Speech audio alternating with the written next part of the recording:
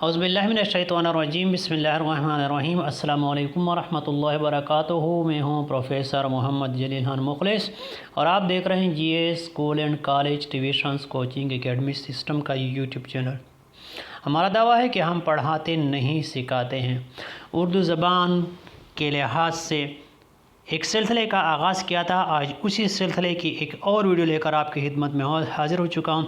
Video شروع کرنے سے پہلے G S school and college tuitions coaching academy system کا یوٹیوب چینل سبسکرائب کریں، لائک شیئر اور کمنٹس کریں۔ تو آئیں ویڈیو شروع کرتے ہیں۔ یہ ہے قواعد کے بارے میں۔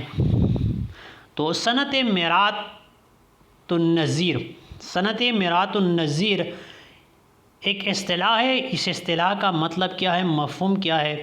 جب کلام میں ایسی چیز ایک ساتھ جمع کی جائیں، یعنی جب کلام میں ایسی چیزیں ایک ساتھ جمع ہوں جن میں آپس میں کوئی مناسبت اور تعلق ہو تو اسے صنعت میرات النظیر کہا جاتا ہے۔